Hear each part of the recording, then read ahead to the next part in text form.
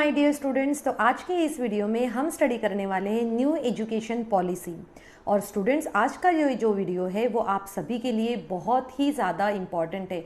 जो student class 6th में है, क्लास 8th में है, 9th में है, 10th में या फिर 11th 12th में भी है, ये वीडियो सभी के लिए बहुत ही ज़्यादा इम्पॉर्टेंट होने वाला है। और आप अभी ये वीडियो आप अभी सभी अपने पेरेंट्स को भी दिखाएंगे, क्योंकि ये इन्फॉर्मेशन उनके लिए भी बहुत ज़्यादा ज़रूरी है। और स्टूडेंट्स, इतना ही नहीं, इस वीडियो में पूरा स्टडी करने के बाद में आप ये वीडियो अपने फैमिली के साथ, फ्रेंड्स के साथ भी शेयर कीजिए। तो चलो आज का वीडियो जो है हम स्टार्ट करते हैं।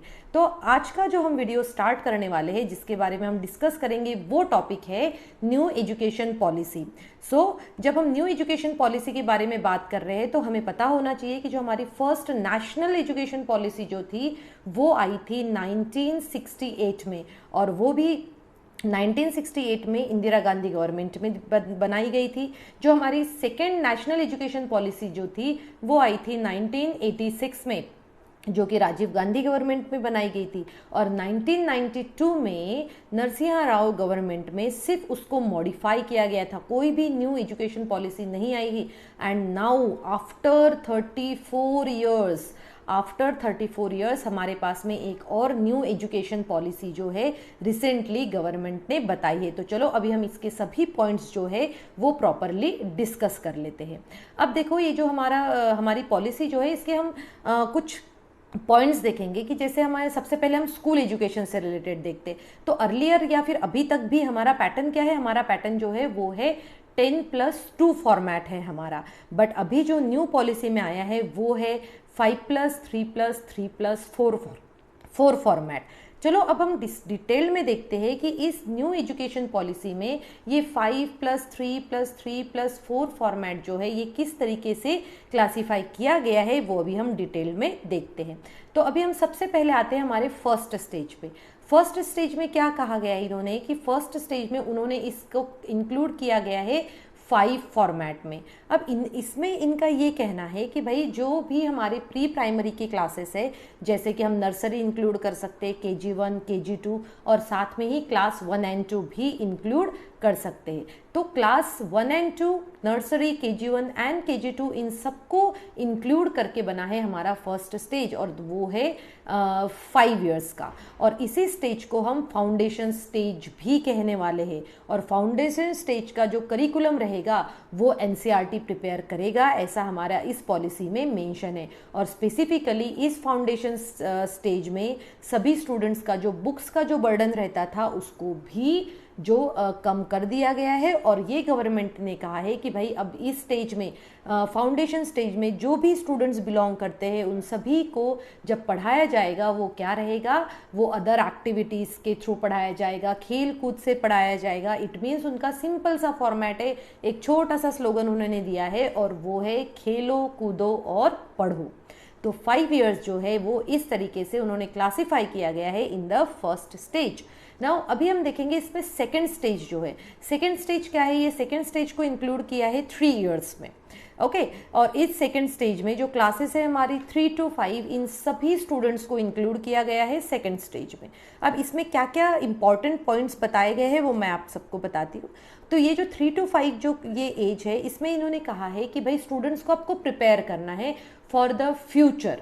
और ये जब आप फ्यूचर के लिए जब स्टूडेंट्स को प्रिपेयर करेंगे, इट मीन्स आप उनको basic science, maths, arts, social science, humanities, ये जो सब्जेक्ट्स है इनके बेसिक्स के बारे में आप इन बच्चों को प्रिपेयर करवाएंगे, ताकि फ्यूचर में जाके उनको कौन सा सब्जेक्ट चूज़ करना है, कौन से सब्जेक्ट में डिटेल स्टडी करना है, वो आराम से कर सके। और इसीलिए जो हमारी 3 to 5 की स्टेज है, that is second stage of 3 years, इस सभी को हमें बच्चों को प्रिपेयर करना है उनके फ्यूचर के लिए by telling them the basic concepts. And एक और बहुत ही इम्पॉर्टेंट अगर मैं कहूँ तो वो कॉन्सेप्ट जो दिया है, और वो कॉन्सेप्ट ये है कि भाई इसको जो है आप रीजनल लैंग्वेज में, क्या कहना है उनका, अगर आपको पढ़ाना है तो आप इन सभी 3 to 5 स्टूडेंट्स को आप रीजनल लैंग्वेज भी यूज़ कर सकते हैं। वो रीजनल लैंग्वेज आपका स्कूल जो है वो डिसाइड करेंगे। ओके, सो ये बहुत ही नया कॉन्सेप्ट जो है वो यहाँ पर सेकेंड स्टेज में लाया गया है। अब हम देखते हैं कि हमारी थर्ड स्टेज क्या है। थर्ड स्टेज में क्या है? थर्ड स्टेज में जो इन्होंने इंक्लूड किया है वो थर्ड स्टेज में इन्होंने इंक्लूड किया है ग्रेड 6 to 8 स्टूडेंट्स को। ओके, ग्रेड 6 to 8 स्टूडेंट्स को उन्होंने इंक्लूड किया है और इनके लिए ये भी बताया गया है कि ग्रेड 6 to 8 स्टूडेंट्स का जो रहेगा एक डिसाइडेड सिलेबस रहेगा और वो डिसाइडेड सिलेबस तो उनको पढ़ना ही पढ़ना है और साथ में ही उनको कंप्यूटर कोडिंग भी इंट्रोड्यूस किया जाएगा। अब कंप्यूटर कोडिंग ये वर्ड जहाँ तक मुझे पता है जो 12th के स्टूडेंट्स है 11th के स्टूडेंट्स है ये इस वर्ड को बहुत अच्छे से जानते हैं, पर मैं थोड़ा सा यहाँ पर बताऊंगी जो हमारे पेरेंट्स जो है और स्टूडेंट जो है 6 to 8 में पढ़ने वाले उन सबको समझ में आए। तो ये कंप्यूटर कोडिंग होता क्या है एक्चुअल में? कंप्यूटर कोडिंग क्या होता है? ये एक ऐसा सॉफ्टवेयर होता है या फिर मोबाइल एप्लीकेशंस फॉर्मेशन टेक्निक। इसका मीनिंग क्या? अगर हमें बच्चों को कोई गेम बनाना सीखना है, बच्चों को अगर कोई ऐप बनाना सीखना है, तो ये जो सीखने की टेक्निक जो रहती है जिससे हम मोबाइल के एप्लीकेशंस बना सकते हैं, सॉफ्टवेयर एप्लीकेशंस बना सकते हैं, इन सभी टेक्निक को कहा जाता है कंप्यूटर कोडिंग। और ये ऐसा जो कंप्यूटर कोडिंग का फॉर्मेट जो है ये अभी तक फॉरेन कंट्रीज में है, बट अपनी गवर्नमेंट जो है इसको भी इंट्रोड्यूस करने का प्लान कर रही है। तो 6 to 8 स्टूडेंट्स को कंप्यूटर कोडिंग भी इंट्रोड्यूस किया जाएगा। अब देखते हैं एक और कॉन्सेप्ट यहाँ से न्यू बनाया गया है और वो जो है वो है इंटर्नशिप। देखो ये इंटर्नशिप होता क्या है या कैसे कर सकते हैं बच्चे 6 to 8 के?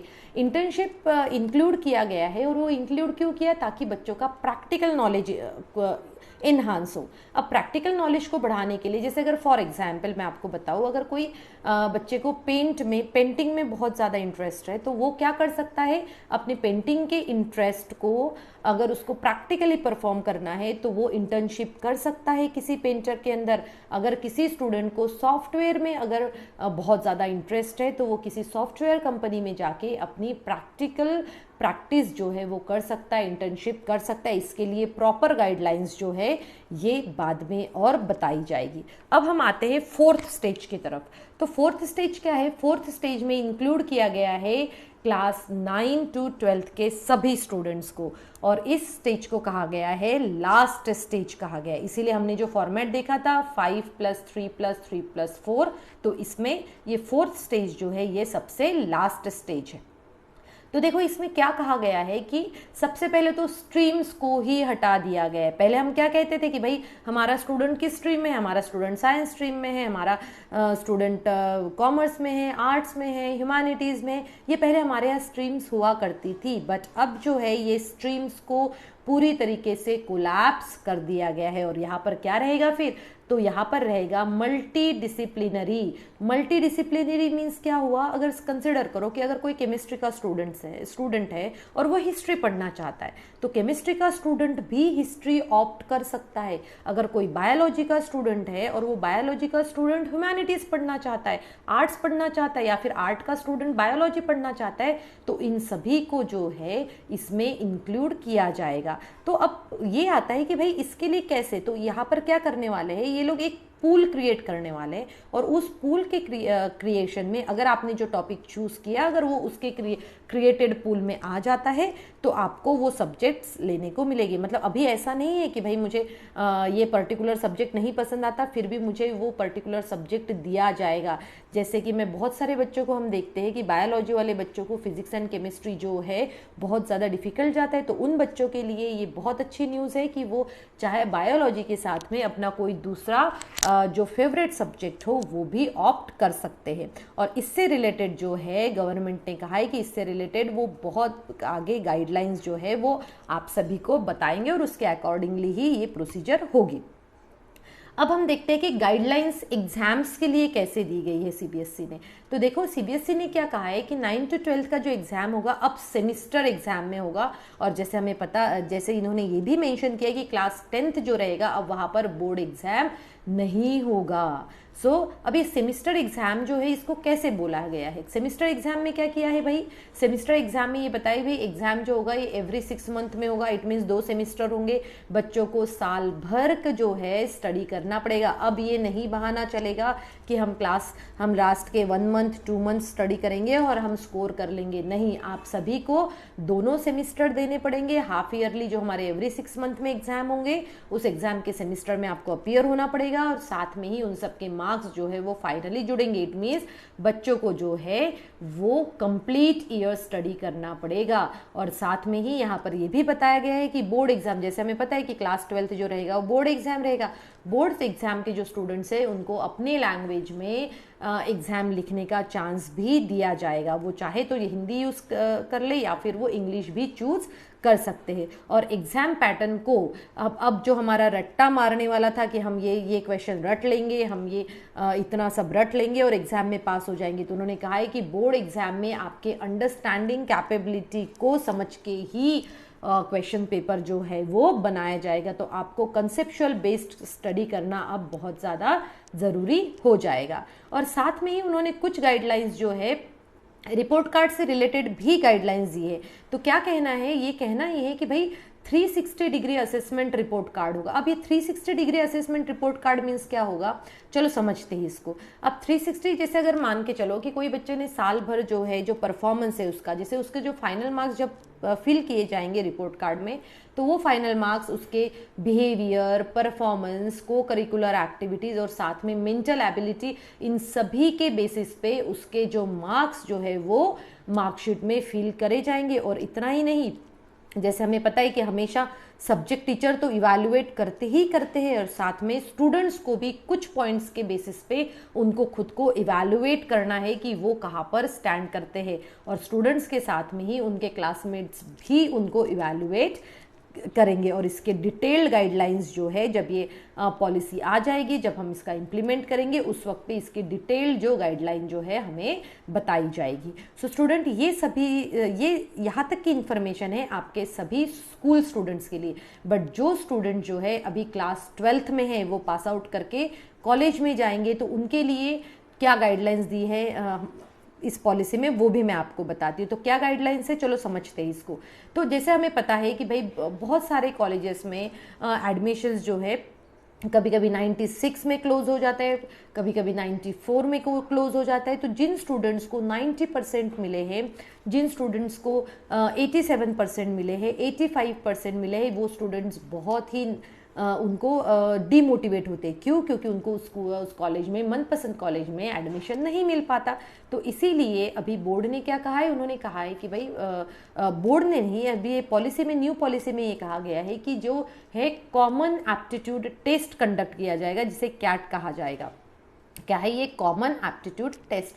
इस कॉमन एप्टीट्यूड टेस्ट में बच्चों को एक बार फिर से परफॉर्म करने का चांस मिलेगा और फिर कॉमन एप्टीट्यूड टेस्ट और आपके क्लास 12th के मार्क्स जो है, इन सभी को देख के आपको अपने फेवरेट कॉलेज में, आपको अपने मनपसंद कॉलेज में एडमिशन मिलने का चांस है। यहाँ पर अभी हम इसका सेकंड पॉइंट देखते हैं। तो यहाँ पर क्या कहा कि जो ग्रेजुएशन स्टडी जो होगा उसको क्लासिफाई किया गया है 3 और 4 ईयर्स में। सो जो फर्स्ट ईयर रहेगा, अभी अगर आप मान के चलो कि किसी रीज़न की वजह से कोई स्टूडेंट जो है वो सेकेंड ईयर में एडमिशन नहीं ले पाया, अभी तक तो वैसे ही था कि भाई हो सकता है किसी के घर में कुछ प्रॉब्लम हो जाए, कुछ और कंडीशन आ जाए जिसकी वजह से पढ़ाई बीच में छोड़नी पड़े। तो उन सब बच्चों के लिए इस पॉलिसी में क्या बताया गया है कि भाई अगर आप फर्स्ट ईयर ही कंप्लीट कर पाते हो अपने ग्रेजुएशन का, तो आपको सर्टिफिकेट कोर्स जो है इस तरीके से आपका रिजल्ट बनाया जाएगा। अगर आपने सेकेंड ईयर भी कंप्लीट कर लिया, फिर आपने कॉलेज छोड़ दिया, तो आपको डिप्लोमा कोर्स की जो है, डिप्लोमा की आपको मार्कशीट मिलेगी। मतलब अभी जो है, अभी हमारे लिए कंपलसरी नहीं किया है कि भाई लास्ट की ईयर तक ही करना है तभी आपको डिग्री मिलेगी। और अगर आप मान के चलिए आपने 3rd ईयर कर लिया है तो आपको बैचलर्स डिग्री मिलेगी। और जो अगर आपने 4th ईयर किया है तो आपको 4th ईयर, मतलब इट मीन्स आपने पूरा कॉलेज कंप्लीट किया है तो आपको 4th ईयर की रिसर्च एंड सर्टिफिकेट डिग्री भी मिलेगी। सो ये बहुत ही अच्छा डिसीजन मुझे लग रहा है, बिकॉज ऐसे बहुत सारे स्टूडेंट्स हैं जो है पूरी अपनी पढ़ाई ग्रेजुएशन लेवल तक नहीं कर पाते और उनके पास में कोई भी डिग्री नहीं रहती। और अगर आप मान के चलिए, अगर आपने कहीं फर्स्ट ईयर कर लिया है और आपको अगर कुछ गैप हो गया, फिर आप डायरेक्टली सेकेंड ईयर में भी आप एडमिशन ले सकते हो और आप अपनी डिग्री ले सकते हैं। इसके बाद में एक और इस पॉलिसी में इंक्लूड किया गया है, जिसे कहा जाता है multi entry and multi exit policy. अब थोड़ा सा समझो इसको कि multi entry and multi exit policy क्या होता है। Multi entry and multi exit policy क्या होता है कि अगर मान के चलिए कि कोई स्टूडेंट डिफरेंट सब्जेक्ट्स को स्टडी करना चाहता है, तो क्या होगा कि अगर कोई स्टूडेंट से फर्स्ट ईयर में एक उसने कोई सब्जेक्ट लिया, साथ में एक दूसरा भी सब्जेक्ट लिया, तो वो एक साथ स्टडी कर सकता है और बीच में उस स्टडी को छोड़ सकता है। ठीक है, तो इसे कहा जाता है multi entry and multi exit policy. अब इन सब का जो है ये किस तरीके से यूज करेंगे या फिर मार्कशीट बनते समय ये कैसे होगा, और इसीलिए इस पॉलिसी में एक और कॉन्सेप्ट जुड़ा है और वो है एकेडमिक बैंक ऑफ क्रेडिट। अब एकेडमिक बैंक ऑफ क्रेडिट क्या होता है, चलो इसको देखते हैं। ये एकेडमिक बैंक ऑफ क्रेडिट जो है, इसमें ये कहा गया है कि जैसे किसी स्टूडेंट ने एक अपना कोई कोर्स लिया है और वो कोर्स उसने सेकेंड ईयर तक के जो है वो ले लिया, उसने पूरा स्टडी कर लिया, तो उसका जो क्रेडिट होगा इनके एकेडमिक बैंक में वो जमा होगा। और फिर जब फाइनल डिग्री के लिए जब ये अप्लाई करेंगे, जिस भी कोर्स में अप्लाई करेंगे, उस कोर्स के साथ में इनका ये बैंक एकेडमिक बैंक में जो क्रेडिट है वो भी उसमें ज्वाइन हो जाएगा। तो ये एकेडमिक बैंक ऑफ क्रेडिट का भी एक नया कॉन्सेप्ट जो है ये न्यू एजुकेशन पॉलिसीज में आया है। अब हम देखते हैं कि जैसे हमने देखा था कि भाई ये आईआईटी कॉलेजेस जो होते हैं, ये इन आईआईटी कॉलेजेस में भी आर्ट्स एंड ह्यूमैनिटीज़ भी इंट्रोड्यूस किया जाएगा। और साथ में ये भी बताया गया है कि जो एक्स्ट्रा करिकुलर एक्टिविटीज़ जो है म्यूज़िक, आर्ट्स, लिटरेचर, इन सभी सब्जेक्ट्स को, एक्स्ट्रा करिकुलर एक्टिविटीज़ को भी कॉलेज में पढ़ाना पड़ेगा। और साथ में संस्कृत लैंग्वेज में भी ज़्यादा फोकस्ड रहेगा, ये इस पॉलिसी में बताया गया है। अब ये सबसे बड़ा क्वेश्चन ये है कि भाई ये पॉलिसी जो है ये कब लागू होने वाली है, ये कब से होने वाला है। तो ये जो, चलो मैं आपको अभी बता देती हूँ। तो यहाँ पर लिखा हुआ है कि ये जो बिल पास हुआ है, ये इस बिल का नेम है नेशनल हायर एजुकेशन बिल। और ये जो बिल है, अभी तो सबसे पहले कैबिनेट ने इन सभी को अप्रूवल दे दिया है कि हाँ ये बिल हम पास कर सकते हैं। अभी सबसे पहले जो है ये बिल जाएगा पार्लियामेंट में। पार्लियामेंट में जब ये बिल पास होगा फिर इसका एक लॉ बनेगा और वो लॉ सभी स्टेट्स को भेजा जाएगा और फिर सभी स्टेट जो है इस लॉ के ऊपर, इस पॉलिसीज के ऊपर एप्लीकेशन, इम्प्लीमेंटेशन स्टार्ट करेंगे। एंड मोस्ट प्रोबेबली यहाँ पर हम बता सकते हैं कि भाई मोस्ट प्रोबेबली ये जो न्यू पॉलिसीज है ये एकेडमिक सेशन 2021 या फिर 2021 या 22 से लागू हो सकता है, यही अभी तक बताया जा रहा है। और ये जैसे ही फर्दर गाइडलाइंस आएगी आप सभी को उस बारे में इंफॉर्मेशन दे दी जाएगी। सो स्टूडेंट, आई होप आप सभी को ये वीडियो समझ में आ गया है। आप ये सभी वीडियो जो है आप अपने पेरेंट्स को दिखाइए, अपने फ्रेंड्स के साथ शेयर कीजिए और सभी को बताइए कि एक बार हमें पता होना चाहिए कि न्यू एजुकेशन पॉलिसी में क्या क्या पॉइंट्स जो है वो इंक्लूड किए गए हैं। Thank you students and thanks for watching. If you are new to my channel, please subscribe.